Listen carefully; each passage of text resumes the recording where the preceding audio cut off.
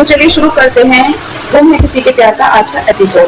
भंवर पाटिल के चोट लगी होती है, डॉक्टर उसको मरहम पट्टी कर रहा होता है। वो डॉक्टर से कहता है मरहम दे रहा है या जख्म को और गहरा कर रहा है। डॉक्टर ठीक से बांध। फिर वो डॉक्टर पट्टी बांध देता है। फिर उसको कहता है डॉक्टर जा सकते हो।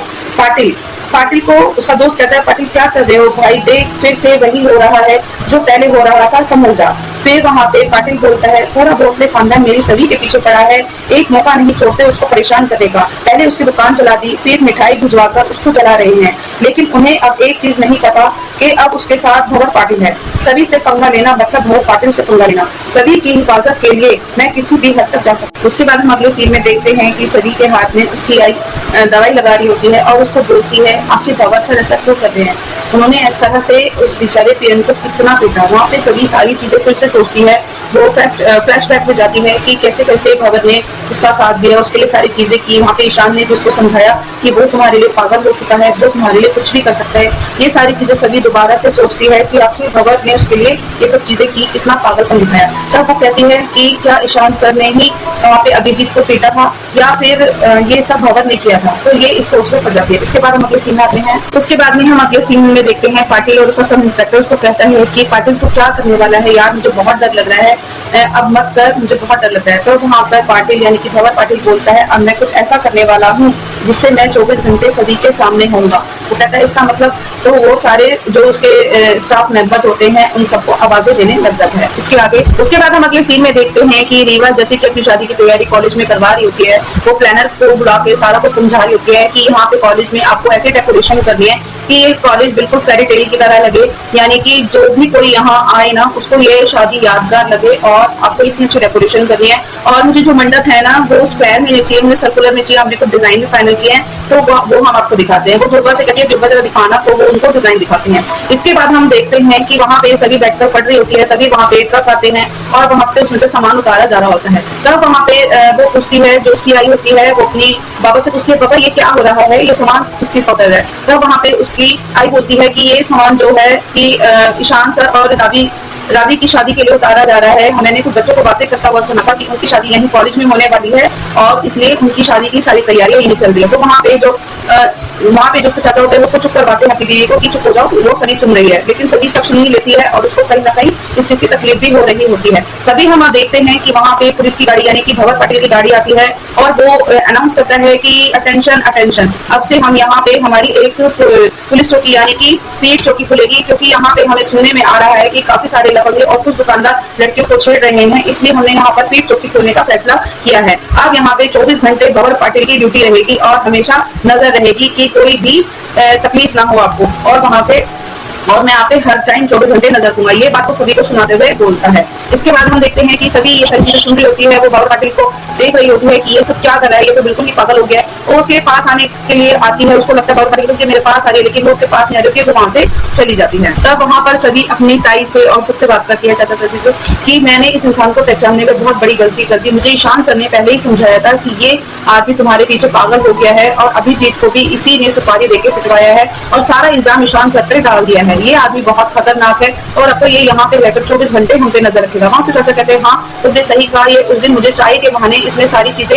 जब मैं चाय देने जा रहा था तब इसने मुझसे सारी चीज पूछी थी कि वो लड़का कौन है और मैंने इसको उसका नाम बता दिया था अभिजीत, तो इसने उसको पिटवा दिया है। तो वहाँ पे सारे डर गए होते हैं कि अब तो ये 24 घंटे यहीं रहेगा और अब तो ये कुछ भी कर सकता है। तो वहाँ सभी सबसे कहती है कि अब हमें बहुत अलर्ट रहने की जरूरत है, क्योंकि ये इंसान सनकी है, कुछ भी कर सकता है, तो अब हमें इससे थोड़ी दूरी बनानी होगी। तब इसके बाद हम देखते हैं कि सभी भोसले इंस्टीट्यूट जाती है, कॉलेज जाती है ईशान से मिलने। तो ईशान को आवाज लगाती है, गेट खटखटाती है, तो अंदर से रावी आती है। रावी बोलती है बोलो क्या काम है। वो कहती है मुझे ईशान सर से बात करनी है, और वो ईशान करके आवाज लगाती है, पर ईशान फोन पर बिजी होता है जो कि सुनता नहीं है। तो वहाँ पे रावी गेट बंद कर देती है और वो कहती है जो भी काम है मुझे बताओ, मैं ईशान की फियोंसी हूँ, तुम मुझे बता सकती हो तुम्हें क्या काम है। वो कहती है कि कि मुझे तुम्हें नहीं बताना, थैंक्स बट नो थैंक्स। तो वो कहती है मुझे ईशान से ही काम है, मैं बाद में उनसे मिलूंगी। तो वहाँ पे रावी कहती है कि जितनी बार भी तुम ईशान से बिना बात की मिलने आओगी, ईशान के करीब आओगी, उतनी बार तुम मुझे बीच में पाओगी। और एक बीवी का फर्ज होता है अपने पति को खाली छाया से बचाने का। तो वहाँ पे उसको रोना आ जाता है। सर्वी को कहीं ना कहीं वो दुखी हो रही होती है और वो वहां से चली जाती है। उसके बाद हम देखते हैं कि ईशान वहां उस पीएन के पास जाता है। वो पीएन को बहुत ज्यादा चोट लगी होती है। वो उसे पूछता है क्या हुआ तुम्हें, ये चोट इतनी सारी कहाँ से लगी। वो कहता है कि मुझे बाहर ना एक पुलिस वाले ने मारा और बहुत ज्यादा मारा है सर, मेरी तो कोई गलती भी नहीं थी। तो वहां पे ईशान पूछता है ऐसा क्या हुआ था कि उसने तुम्हें मारा है और क्यों मारा है। तो वहां पे वो पीएन बताता है कि मैं वहां पे सभी मैडम को मिठाई देने गया था तो उस इंस्पेक्टर ने मुझे मारा। तो कहता है मिठाई देने गए थे, क्यों मिठाई देने गए थे। वो कहता है दुर्गा मैडम ने मुझे आपकी शादी की खुशी के लिए सभी मैम को मिठाई देने के लिए भेजा था। और वहां पे इतने में वो पाटिल इंस्पेक्टर आता है और मुझे बिना बात की इतना ज्यादा मारता है, बहुत ज्यादा मारता है।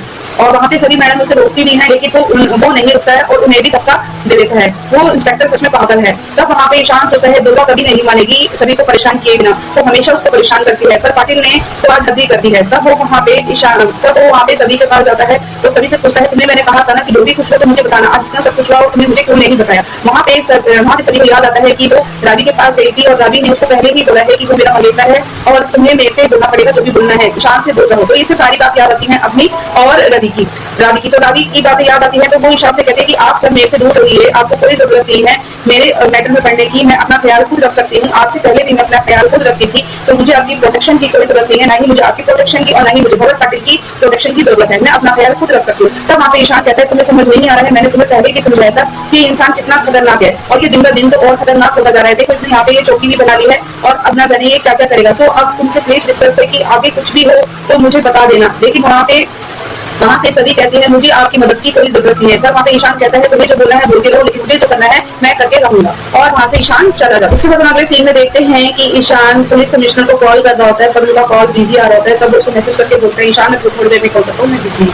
तब थोड़ी देर में वहां पे रावी आ जाती है और रावी को कहती है कि चलो ईशान। वो कहता है कहाँ जाना है। वो कहती है शॉपिंग पर। वो कहता है कितनी शॉपिंग करोगी, हमने अभी तो शॉपिंग की थी। वो कहती है अरे तुम भूल गए, आज तुम्हें मुझे शॉपिंग पे लेके जाना था, आज हमारी बैचलर पार्टी है। तब वहां ईशान को याद आता है। तभी वहां पे कमिश्नर साहब का फोन आ जाता है तो ईशान उनसे बात करता है। तब ईशान उन्हें बताता है कि हमारे यहाँ सामने एक पुलिस वाला है, उसने हमारे यहाँ पुलिस वाला है जिसने हमारे पीएम को बहुत मारा है और एक लड़की है सभी, उसको भी बहुत ज्यादा परेशान कर रहा है। तब वहाँ पे कमिश्नर बोलता है कि क्या उस लड़की ने उसके खिलाफ कोई कंप्लेंट की है। तब वहाँ पे ईशान बोलता है नहीं अभी तक तो कोई कंप्लेंट नहीं की है।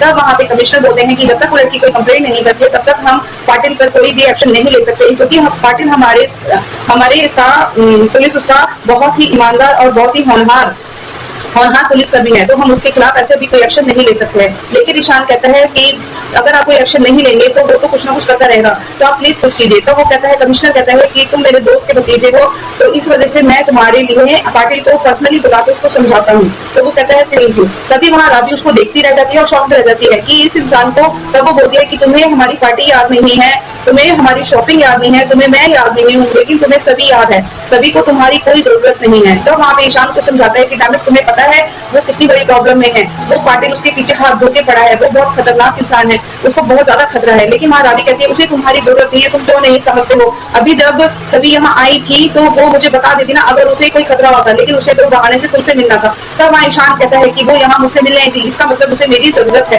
तो वो कहती नहीं है तुम्हारी जरूरत, तुम्हें समझ नहीं आता, उसे नहीं है तुम्हारी जरूरत। पर ईशान उसको समझाने की कोशिश करता है पर वहाँ रावी को कुछ समझ नहीं आता है। तब वो कहती है नहीं बताओ क्या है, क्यों तुम्हें उसकी इतनी परवाह है, वो क्या तुम्हारे भरोसे यहाँ आई थी। तब वो कहता है कि डैमेट तुम्हें नहीं पता मुझे उससे वहां तक पहुंचता है तभी वो रुक जाता है। वो बोलती है बोलो ना क्या है, बोलो बोलो। तब वो कहता है कि मुझे उसकी परवाह है, मुझे उसकी ही क्या मुझे अपने स्टाफ की अपने कॉलेज की सभी की परवाह है, क्योंकि तुम्हें पता है उसने वहां पर बाहर एक पेट चौकी खोली है जिससे कि अब सबको खतरा है, ना जाने वो कब किसको तकलीफ दे दे, तो इसलिए मैं सबके लिए परेशान हूँ। और ईशान ये सब बोल के वहां से निकल जाता है। तब रावी सोचती है कि इसे स्टाफ की ज्यादा परवाह है या सभी की ज्यादा परवाह है, समझ नहीं आ रहा है। इसके बाद हम अगले सीन में देखते हैं कि भवर पाटिल को कमिश्नर बुलाते हैं और उसको कहते हैं कि आखिर क्या चल रहा है, तुम भोसले इंस्टीट्यूट के बाहर तुमने ये चौकी क्यों लगाई है और उस लड़की से तुम्हारा क्या लेना देना है, ईशान ने तुम्हारे खिलाफ कंप्लेंट की है। तब वो कहता है ईशान ने मेरे खिलाफ शिकायत की है, ये तो वो हो गया उल्टा चोर बकवाल को डांटे। तो वहाँ पे कमिश्नर पूछते हैं क्या मतलब। तो कहता है वो जो लड़की है ना सभी जिससे मैं बात करता हूँ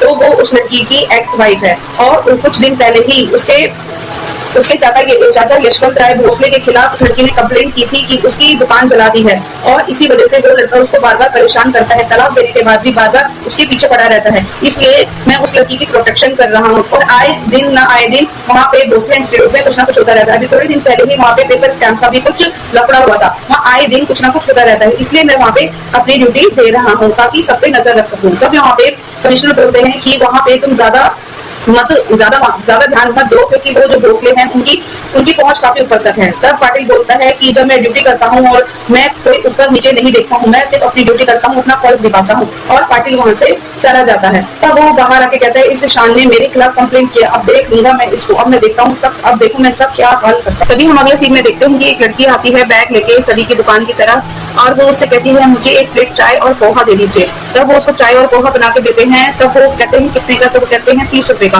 तब वो अपने पॉकेट से पैसे निकालती है, उसमें 200 रुपए का नोट और कुछ चिल्लर होती है, जो चिल्लर कम होती है, जिससे वो लड़की कहती है कि नहीं रहने दीजिए, मुझे कुछ नहीं लेना है, और वो वहां से जाने लग जाती है। तभी सभी को अपनी सारी याद आती है कि कैसे वो दर दर भटकी थी जब वो यहाँ आई थी, उसके पास पैसे नहीं थे, और सबकी सारी याद आती है, अपना फ्लैशबैक याद आता है। तब वो उस लड़की को रोकती है, उसे बिठाती है, उसे पोहा खिलाती है और चाय पिलाती है। तब वो पूछती है कि तुम यहाँ कैसे, क्या करने आई हो? वो कहती है कि मैं आज ही गाँव से आई हूँ और मेरे आई बाबा ने जितने भी पैसे थे वो दे दिए हैं, और मैं यहाँ पे स्कॉलरशिप लेके ये भोसले इंस्टीट्यूट में पढ़ने के लिए आई हूँ। तो वो कहती है कि तुम चिंता मत करो, तुम्हारा हो जाएगा यहाँ पे, तुम ईशान सर से मिलना, वो बहुत अच्छे हैं और यहाँ पे डायरेक्टर भी हैं और प्रोफेसर भी हैं, वो तुम्हारी मदद जरूर करेंगे। और एक दिन मैं भी यहाँ पे ऐसे ही सपने लेके आई थी और देखो आज मैं फाइनल सेमेस्टर में हूँ। तो वो कहती है कि मुझे भी आपकी तरह ही आगे बढ़ना है। और सभी कहती है कि बस तुम अपना हौसला मत छोड़ो, और जो इंसान मेहनत करता है और हौसला नहीं छोड़ता है वो हमेशा आगे बढ़ता है।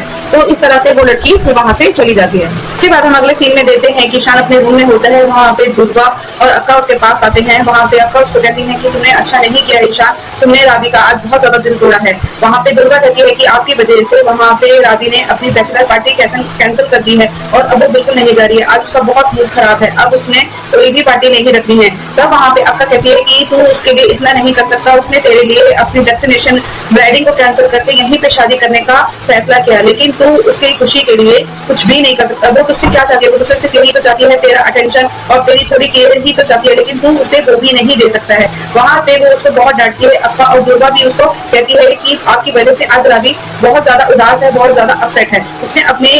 उसने इतने शौक से पार्टी अरेंज की थी, पर अब वो नहीं जा रही है। मैंने उसे समझाने की बहुत कोशिश की कि चलो पार्टी में, पर उसने मना कर दिया कि उसे नहीं जाना है। तब वहां पे ईशान को ये रियलाइज होता है कि उसे गलती हुई है। तब वो वहां पे जिन्मे के पास जाता है, जिन्मे और वहां पे उसकी वाइफ होती है, तो उनसे कहता है कि मुझसे बहुत बड़ी गलती हो गई है। तब जिन्मे को लगता है कि शायद ये सभी के बारे में बात कर रहा है, इसको एहसास हो गया है कि इससे बहुत बड़ी गलती हो गई है, अब ये सभी के पास वापस जाएगा। तो वहां पे वो कहता है कि आप जो लोग जल्दी से तैयार हो जाओ और हमें कहीं जाना है। तब उससे पूछते कहाँ जाना है, कहता है आप तैयार हो जाओ, फिर मैं आपको कहीं जाके बताऊंगा। तब वहां पे वो सारे जाते हैं, जिनमें